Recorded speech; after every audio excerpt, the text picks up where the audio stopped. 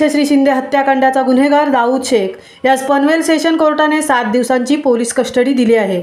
तसेच त्याला atrocity, SC, ST इत्यादी कलमे लावण्यात आली आहेत। महामुंबईसह संजय कदम, पनवेल।